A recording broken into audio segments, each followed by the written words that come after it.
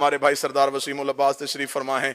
किताब से एक रवायत पढ़ने लगा। मिस्र का रहने वाला एक शिया ताजर था। हर साल अपने घर में इमाम हुसैन के 10 दिन मजलिस करवाता था।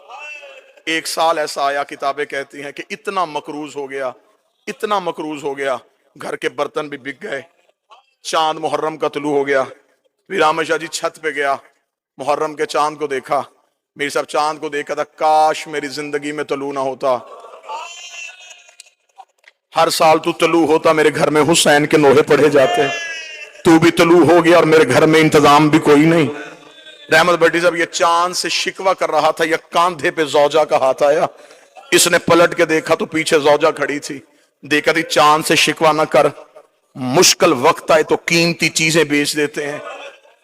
इसके जहन में फौरन आया, औरतों को जेवर प्यारे होते हैं, इसने को जेवर छुपा के रखा है।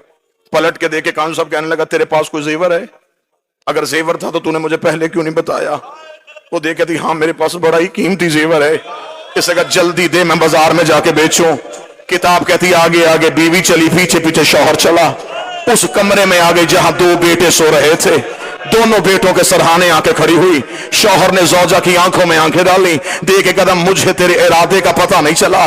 रो के कहने लगी, मेरे घर में इनसे कीमती कुछ नहीं है, मेरे घर में सबसे कीमती ये है। इतना कहना था। शौहर देखा था, क्या कहना चाहती है, क्या करूं इनका?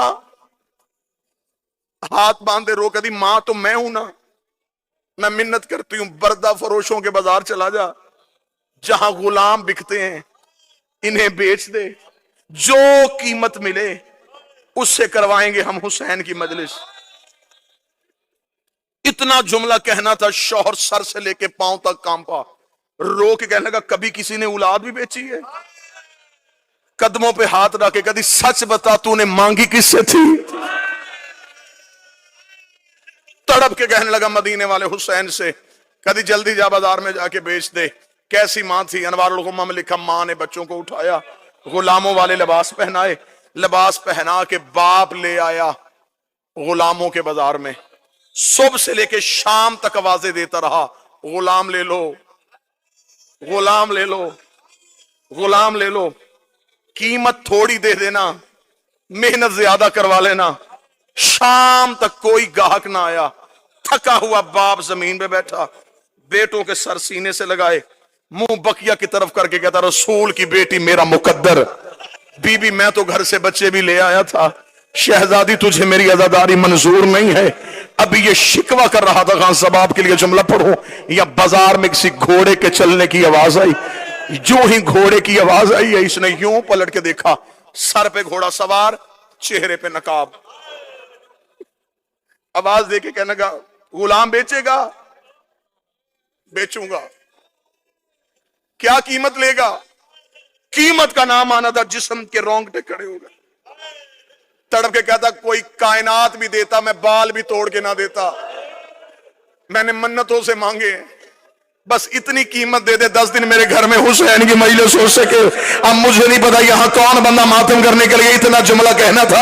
घोड़ा सवार की आवाज आई, वो मेरे घोड़े के सामने दिनारों की थैली है, ये उठा और अपने बच्चे मेरे घोड़े पे बिठा दे। इतना कहना था। तड़पा, तड़प के उठ के कहने लगा, मैं कोई कर्जा तो नहीं मांग रहा, बेटे बेच रहा हूं, इतनी भी अमीरी क्या, तो मुझे दिनार भी उठा के नहीं दे सकता? घोड़े सवार की आवाज आई, मेरी मजबूरी है, मेरे हाथ होते मैं तेरे बेटे हाथों से उठाता, मेरे बाजू होते मैं तेरे लाल सीने से।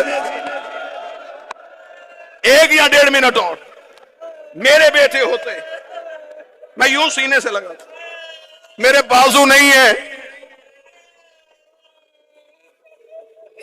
पीर सादी शाह जी लफ्ज सुनना था। तड़पा, दिनार उठाए हाथों में।